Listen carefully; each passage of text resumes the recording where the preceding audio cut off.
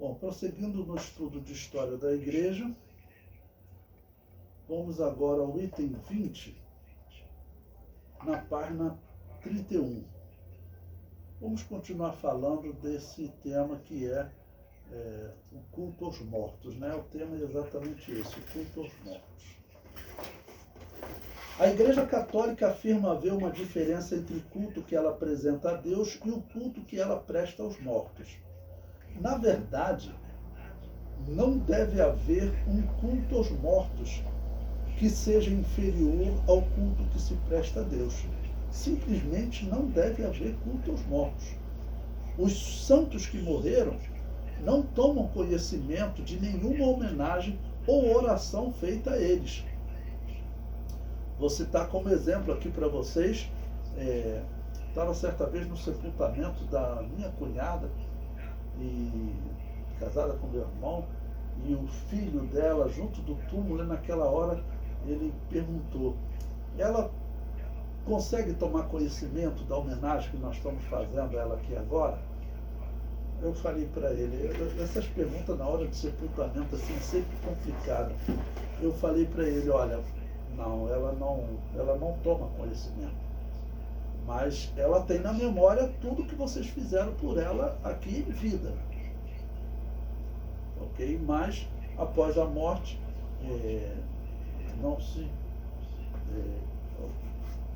não tem como ficar sabendo o que aconteceu aqui na Terra. E também, nós não temos como orar por ela, nada disso. Tá bom? Então, os santos que morreram não tomam conhecimento de nenhuma homenagem ou oração feita a eles. A história do Rick Lázaro deixa claro que os mortos não voltam a este mundo. Eu penso que esse ponto aqui, ele é claro e definitivo para que nenhum cristão seja enganado. Bom, eu coloco aí agora uma citação de um historiador de um livro, Babilônia, a Religião dos Mistérios, que fala de toda a religião da Babilônia, do mundo antigo, e como a Igreja Católica foi aderindo a essa religião, né?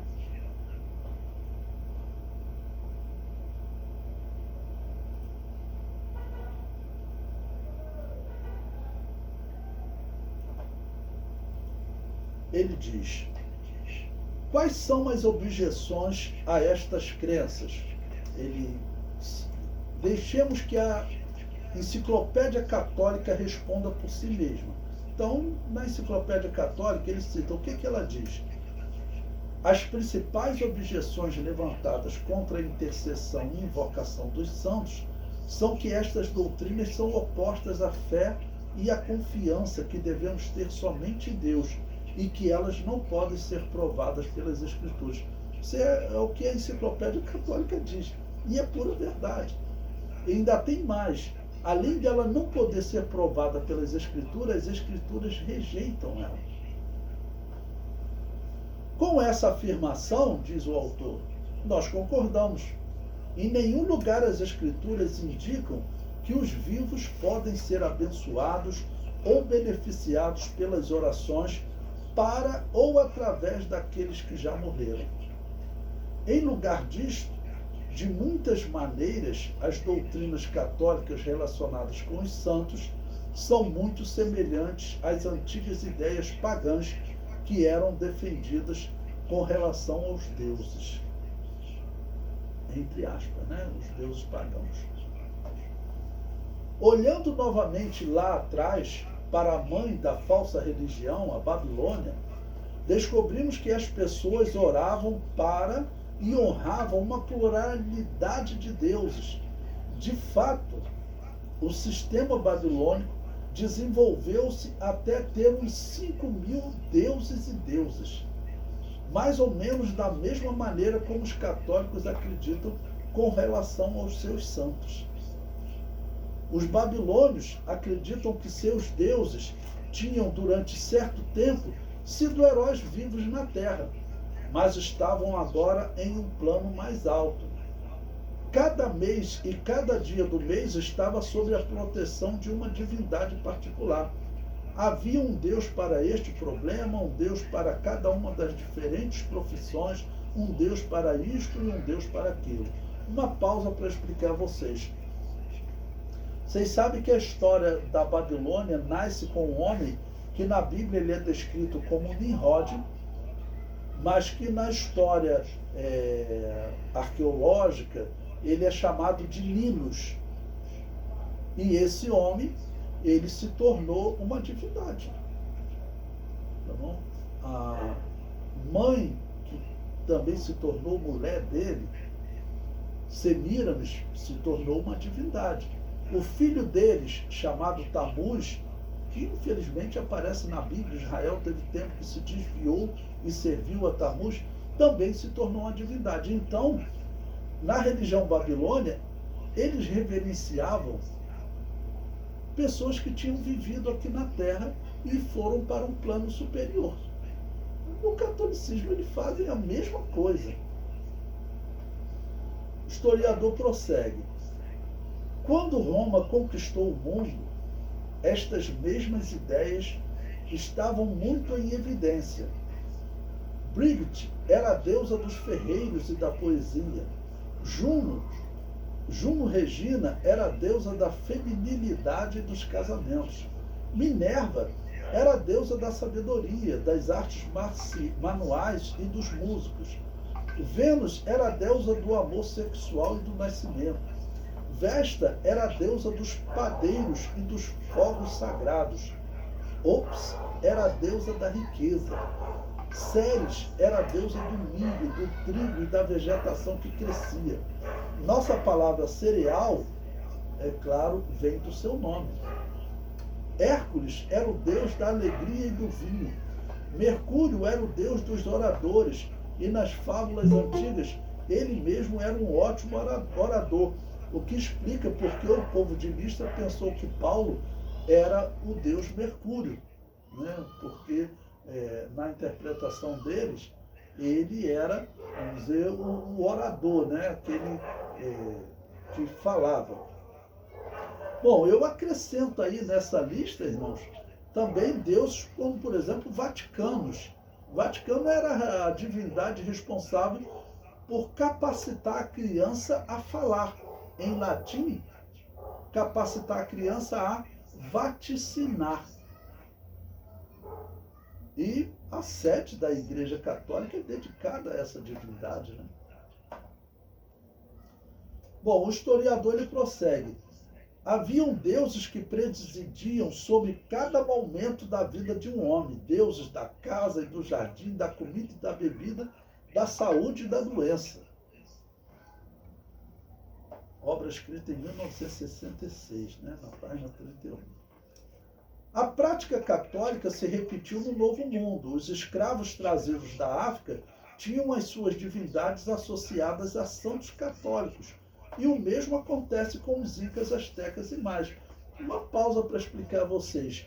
Olha, eu tive na Bahia diversas vezes e algumas vezes fui passear lá, principalmente naquele local chamado Pelourinho, né?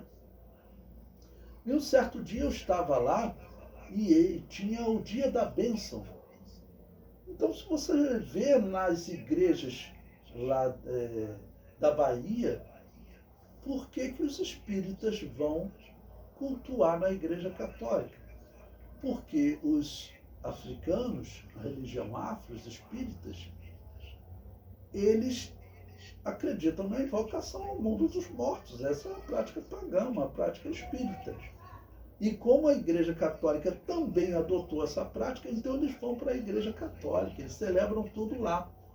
Se você pesquisar a religião dos astecas no México, ela está passando por um avivamento. Eles estão revivendo aquela religião.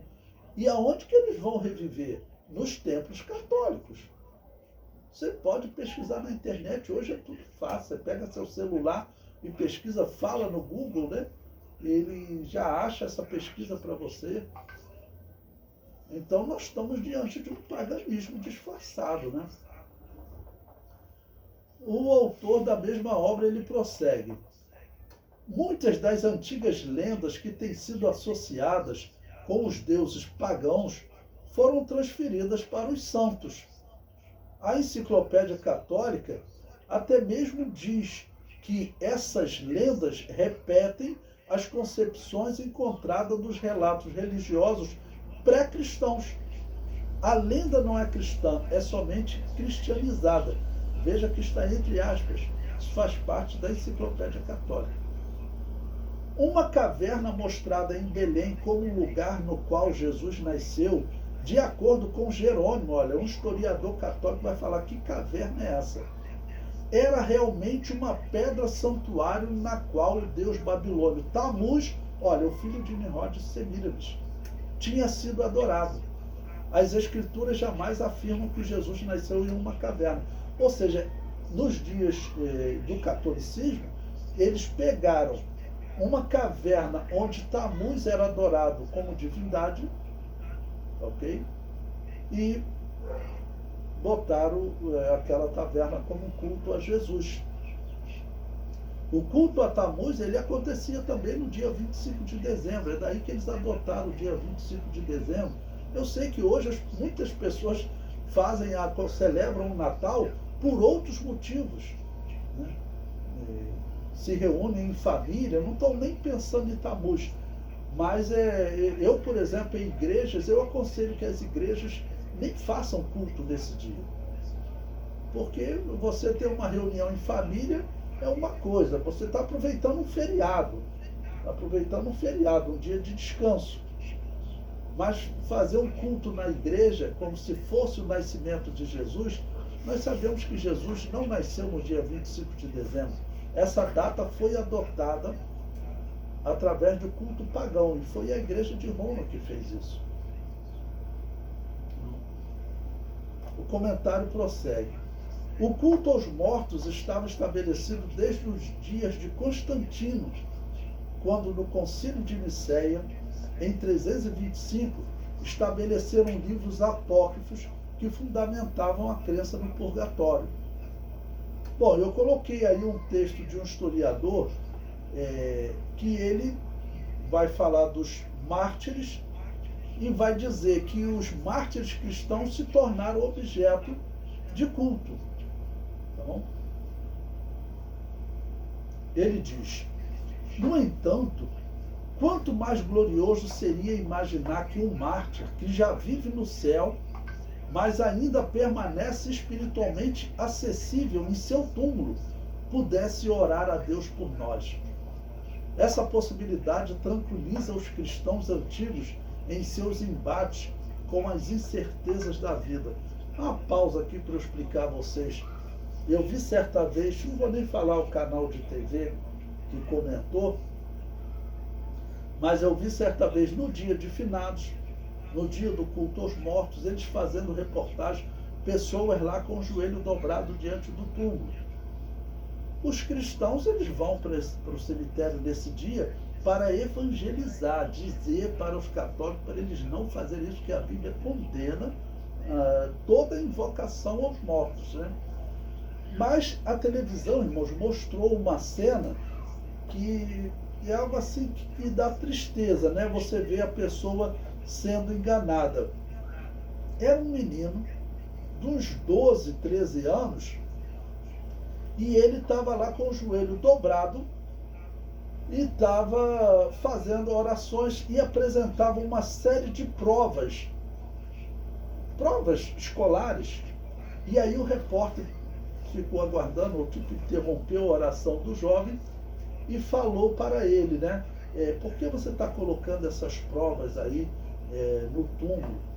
E o garoto disse: é porque a minha mãe pedia para eu estudar, ela já morreu, mas eu vim aqui trazer para ela, mostrar que eu estou cumprindo o que ela prometeu. Uma cena assim, eu vou dizer até comovente, né? Uma cena até comovente, mas essa cena ela não é verdadeira. A mãe daquele menino, ela não consegue saber que o filho está estudando ou não. Ela não tem como saber, né? Se ele está fazendo isso, é um bom sinal, mas a mãe realmente não tem como saber. O historiador prossegue. Em sua melhor forma, portanto, o culto dos mártires em torno tanto do ministério de imitação quanto de intercessão. Imitar a vida dos santos ou contar com a intercessão dele, né? A visita ao santuário de um mártir servia de profunda inspiração para que os crentes antigos se aproximassem um pouco mais do sofrimento do Salvador deles, e se aprofundassem na vida de oração do corpo de Cristo. No entanto, como eu disse, esse era o culto dos mártires em sua melhor forma. Uma avaliação sincera concluirá que, às vezes, talvez muitas, esse culto assumia um aspecto supersticioso e nada espiritual. Não se trata apenas de uma tese protestante moderna. Muitos observadores antigos, tanto pagãos quanto cristãos, pensavam o mesmo. Uma visão mágica das relíquias dos mártires, por exemplo, dava às pessoas a esperança de obter curas e milagres como recompensa por visitar o santuário. Panos e lenços eram introduzidos nas tumbas para absorver o poder divino dos ossos, né? Está aí o autor, né, que relata essa história. Então veja que ele pela descrição dele, ele é um protestante, e ele fala, se nós olharmos sinceramente para a história, nós vamos ver que nada disso era verdade. Isso aí era uma visão pagã. Podemos usar como exemplo, vocês sabem que Constantino, nos dias dele, começou a haver muitas mudanças nas igrejas, né? E uma delas era pegar ossos de mártires e colocar nas igrejas. Diz a história que as ossadas de Estevão, por exemplo, eles visitaram lá Jerusalém e acharam uma ossada lá e disseram que aquela ossada, ela pertencia a Estevão, o primeiro mártir. Como é que você vai saber onde estava o túmulo de Estevão? Não tinha como saber. Mas a finalidade era trazer. Trouxeram ela para Roma, e quando chegou em Roma, colocaram ela numa igreja, e os bispos católicos diziam que os endemoniados, quando passavam perto daquele esqueleto, eles tremiam, caíam no chão. Nós sabemos não ser verdade, né? Isso não tem como ser verdade.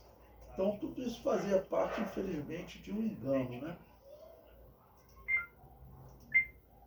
Bom, o item 21, na página 34, o título é Óbulo de Caronte. O que é isso? Nesse mesmo tema que nós estamos falando, vou descrever um pouquinho como os pagãos chamavam o dia de finados, ou o purgatório. Não?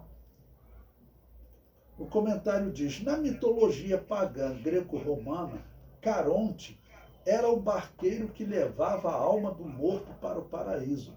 Vocês lembram naquele filme Troia, em que o pai de Heitor, que havia perdido a batalha para Aquiles arrastou o corpo dele, né? E o pai foi de madrugada lá pedir a Aquiles que entregasse o corpo. E quando ele pede, ele fala para Aquiles, para que eu possa colocar uma moeda no olho para o barqueiro, porque eles acreditavam que, quando ele chegasse no purgatório, nesse pré-inferno, né, esse barqueiro poderia levar ele para uma área mais leve lá do inferno. Okay? Ou seja, o morto poderia ter uma ajuda. Contando também com as ofertas que as pessoas dedicavam a ele. Então você veja, isso é paganismo. Isso é paganismo. O comentário prossegue. Óbulo era a moeda que o morto deveria pagar para que o Caronte o conduzisse ao paraíso. Ou seja, é uma história muito estranha, né? O Papa assumiu a figura de Caronte, o barco, a Igreja Católica. E o óbulo poderia ser em dinheiro, ouro, prata ou até mesmo uma parte das terras. Isso era muito comum. pessoas que queriam ficar pouco tempo no purgatório. Como é que você me ajuda?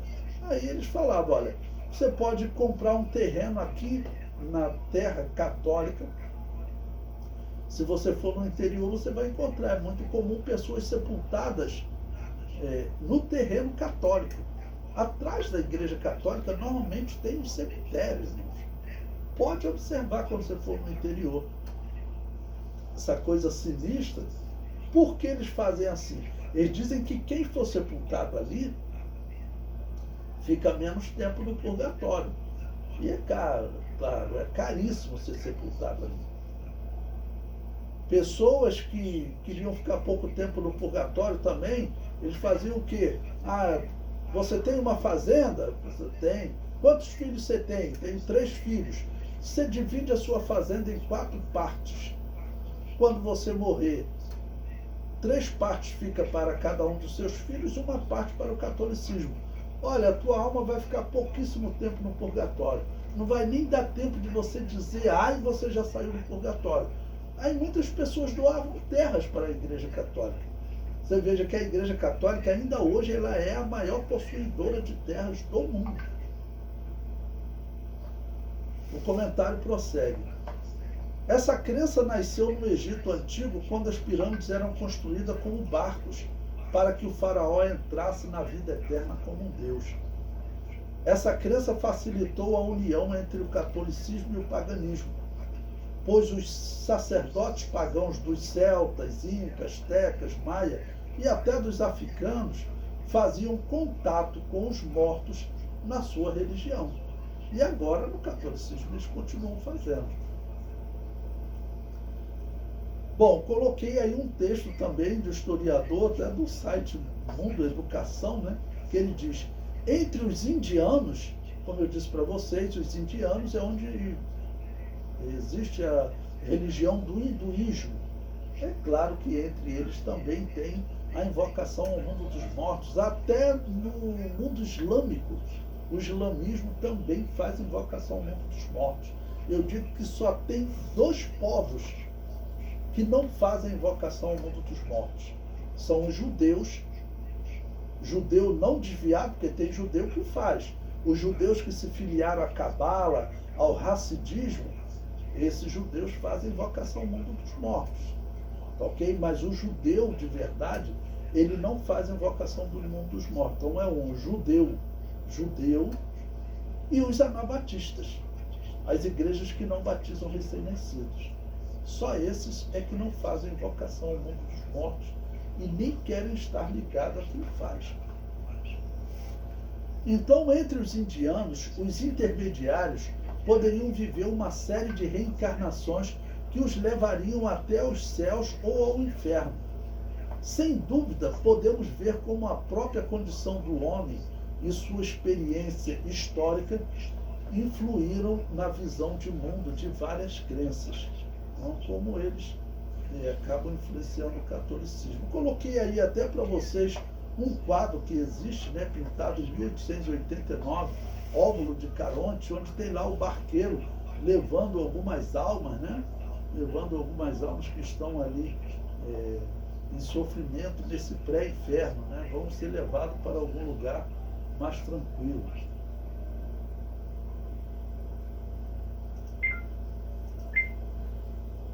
O item 22, na página 35,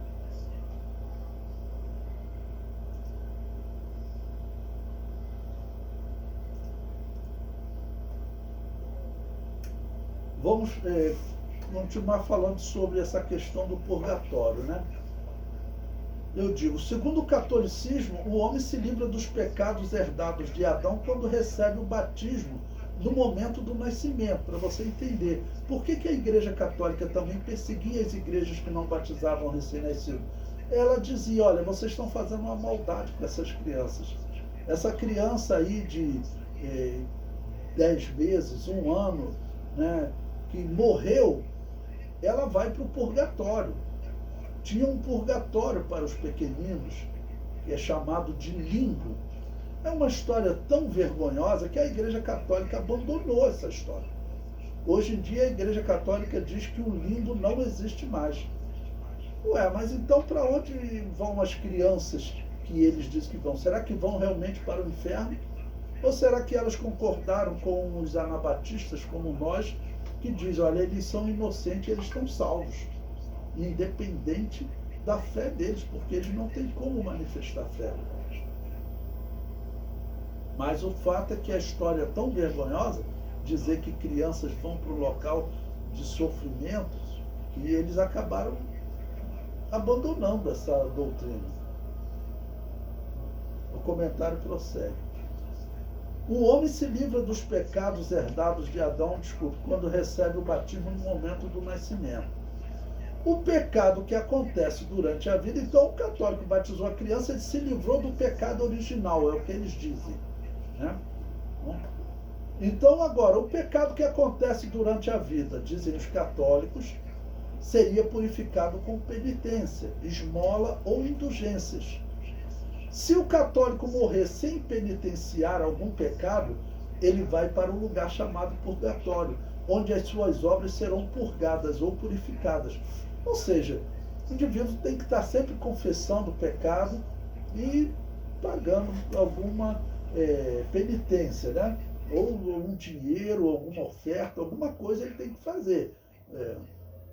Uma caminhada, uma peregrinação até uma cidade, alguma coisa ele tem que fazer. Só que ele pode cometer algum pecado que não deu tempo dele confessar. E agora ele vai para o purgatório. Quem é que vai tirar a alma dele de lá? Os bispos, o Papa.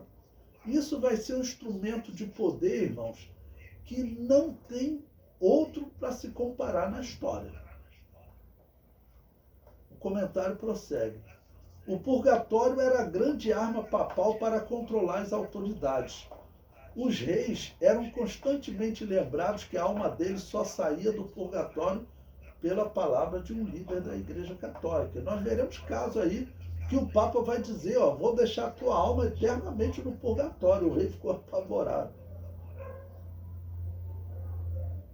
Prosseguindo na leitura. E o Papa possuía o poder de determinar que a alma do rei não saísse do purgatório, ou seja, que ficasse lá eternamente. Era comum a expressão entre os bispos: quando a tua moeda cair no fundo da arca, a alma do teu parente sai correndo do purgatório.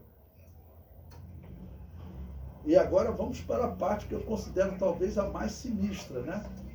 E eu quero enfatizar esse ponto, porque vocês sabem que profeticamente esse ano de 2025 é um ano projetado pela Igreja Católica para a união das igrejas. Então, cuidado, tem igreja que está participando. Se participar um dia, o fim dela vai ser acreditando em purgatório, né? O comentário diz: existem livros católicos que descrevem revelações, entre aspas, e diálogos de católicos com as almas do purgatório, como a obra As Minhas Relações com as Almas do Purgatório, da freira Maria Ana Lindmeier. Outros, como Manuscrito do Purgatório, que descreve almas que estão perdidas no purgatório. Almas que, segundo o catolicismo, nem a Igreja Católica sabe onde elas estão. Irmãos, esse livro, por exemplo, você pode, se você entrar na Amazon, pesquisar o livro Manuscrito do Purgatório, ele vai te dizer que a mensagem desse livro, ela foi psicografada. O catolicismo reconhece a psicografia. Psicografia, você sabe que é o que os espíritas dizem, que é o método de você receber uma mensagem do além.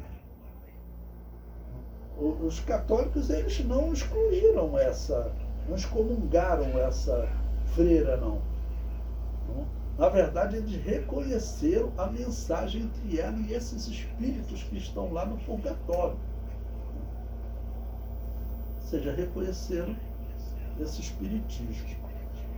Bom, eu coloquei aí um comentário de um historiador, está aí o livro, que ele diz: as manifestações tiveram início em novembro de 1873, na forma de gemidos prolongados. Era assim que ela recebia, né, como gemidos prolongados, e se confirmaram por via oral a partir de 15 de fevereiro de 1874, ou seja, ela se comunicou mesmo com espíritos, né? Então, isso é espiritismo. Isso é o que os pagãos acreditavam. Os romanos, por exemplo, quando eles faziam um cemitério, eles nunca mais voltavam naquele local, porque eles acreditavam que os mortos podiam vir perturbar eles. Tanto que esses cemitérios, chamados de catacumbas, eles se tornaram refúgio dos cristãos. Por quê? Se mandasse um soldado lá prender um cristão, o soldado não ia de jeito nenhum, porque ele tinha medo dos mortos. O comentário prossegue. O herege Orígenes, chamado Orígenes de Alexandria, né, foi o primeiro a defender o purgatório. Agostinho de Hipona descreveu o purgatório como um lugar para que o homem sofra um tormento superior a qualquer tormento que ele sofria nessa vida. O Papa Gregório I, Papa de 590 a 604, escreveu que há fogo no purgatório até para as pequenas falhas. Uma pausa aqui, mais um exemplo para contar para vocês. Certa vez eu fui visitar meu irmão lá em Vila Velha, no Espírito Santo, e eu gosto de fazer caminhada, né? E lá tem um ponto turístico que é uma pedra, tipo Pão de Açúcar, e tem uma igreja católica lá. Eu resolvi subir, porque lá de cima você tem uma visão bonita, e é um prédio antigo, que tem pinturas, conta a história da região, né? E eu podia subir pela estrada, até de carro, né? Ou subir a pé por uma estrada, uma ladeira que eles chamam de Ladeira da Penitência. Bom, como a ladeira ia por dentro da mata, mais bonito, eu resolvi subir pela Ladeira da Penitência. Claro que eu não acredito, né, em penitenciar pecados, né? Nossos pecados nós confessamos a Deus e estamos livres dele. Mas eu resolvi subir. Irmãos, acreditam que no final tinha uma placa lá dizendo que os meus pecados foram perdoados. Então, eles realmente acreditam nisso, né? Um outro exemplo, testemunho que eu vou contar para vocês, eu trabalhei secularmente em empresas por muito tempo, e certa vez morreu a mãe de um colega de empresa, amigo, colega, e a empresa liberou para irmos no cemitério, eu fui lá. Quando eu cheguei lá, ele veio e falou para mim: Levi, você é pastor? Traz uma palavra aqui para nós, né? Aí, tá bom, né? Então, cristão fala para vivo, cristão não fala para morto. Cristão não ora por aquele morto, não manda uma mensagem para aquele morto, não conversa com ele. Eu já vi pastor da Assembleia de Deus fazendo isso, mas ele está errado. A Assembleia de Deus não faz isso. A Assembleia de Deus não aprova isso.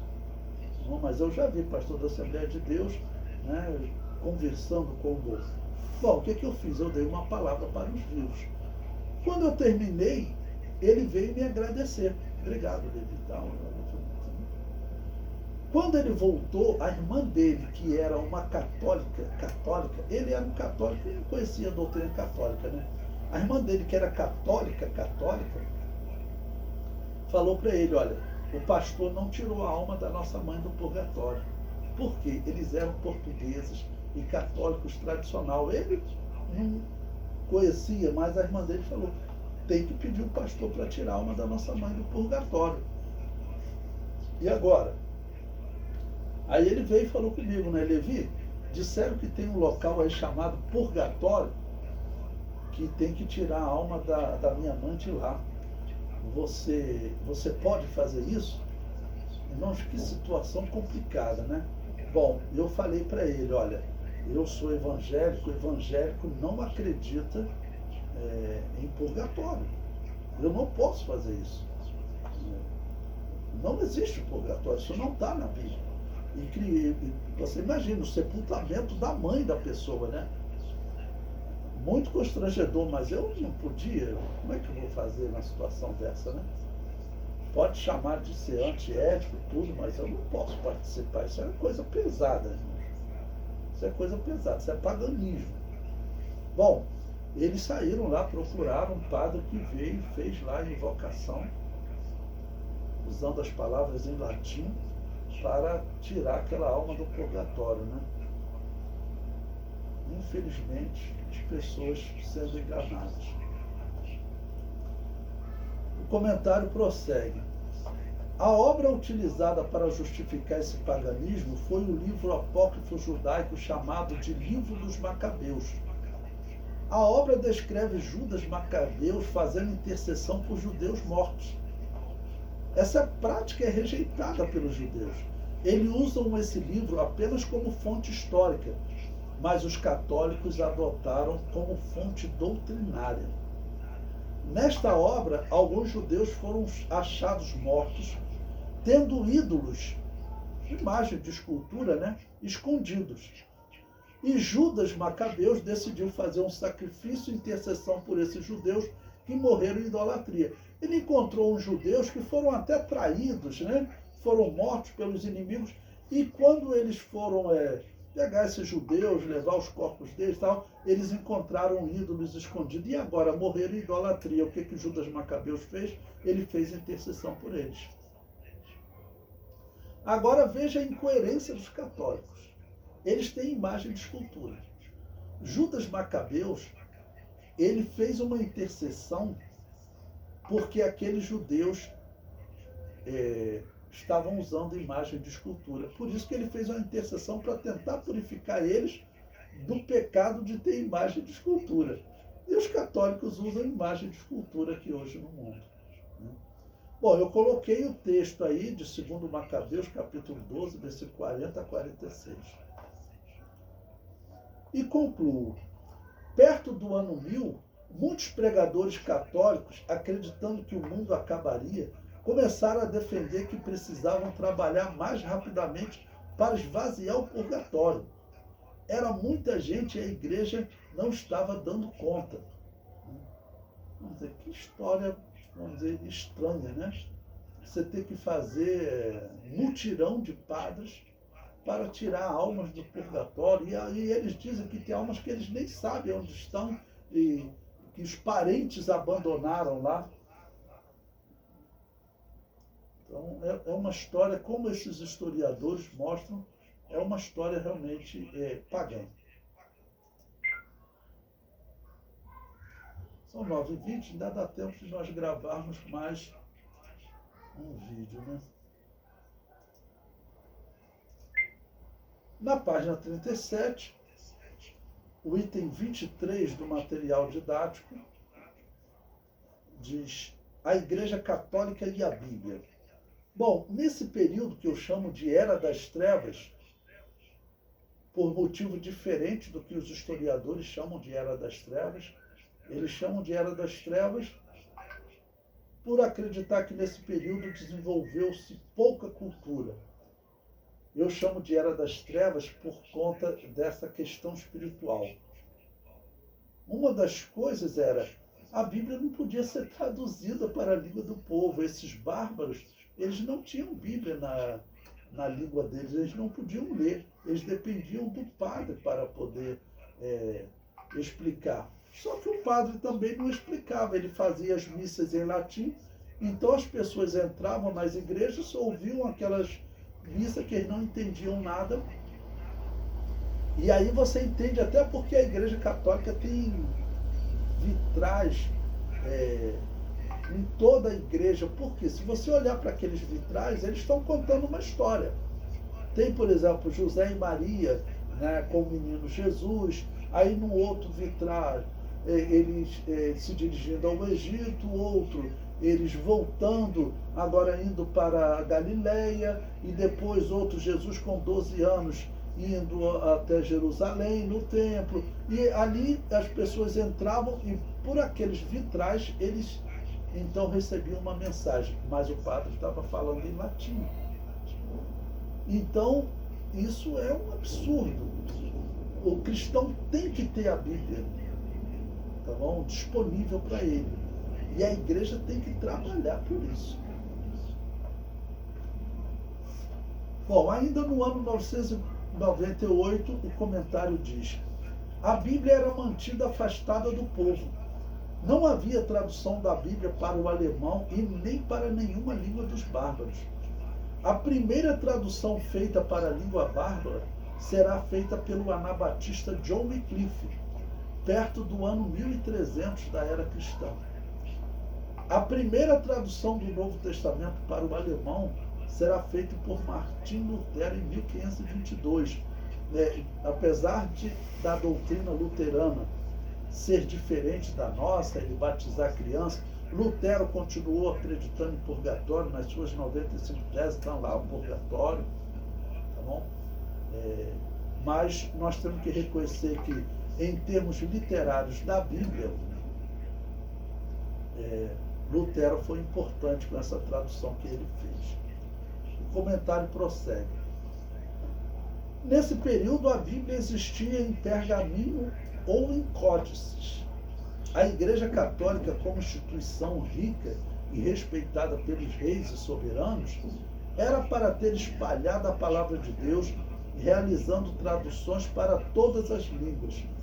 Mas, ao invés de trabalhar pela propagação, ela trabalhava intensamente para que a Bíblia não chegasse nas mãos do povo, inclusive com a ameaça de morte. Aquele John Wycliffe mesmo, nós vamos estudar a história dele.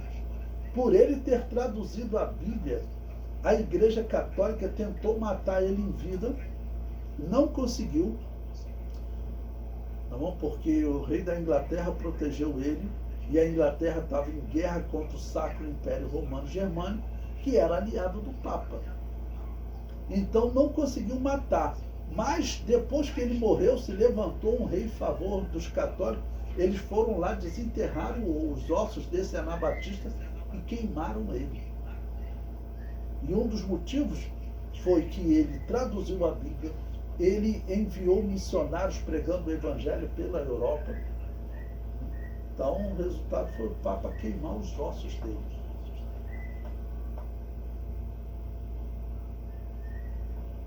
As traduções da Bíblia eram casos raros e normalmente por decisões pessoais. Eu coloquei aí 7 exemplos. No ano 340 houve uma tradução de Úfilas, que eu falei para vocês, que ele provavelmente seria até um anabatista. No ano 500 foi traduzida a Bíblia para o armênio, onde viviam os anabatistas paulicianos. Em 735, houve uma tradução do Evangelho de João para o inglês. Em 748, a tradução do Evangelho de Mateus para o alemão. Em 990, os 4 evangelhos em dialeto Wexer. Em 1200, o Novo Testamento de Lyon, traduzido pelos anabatistas albigenses. E ainda no ano 1200, os Salmos e os Evangelhos traduzidos pelo anabatista Pedro Valdo. Então, a Igreja Católica, nesse período, ela trabalhava contra a difusão da Bíblia, para vocês verem que realmente é algo inacreditável.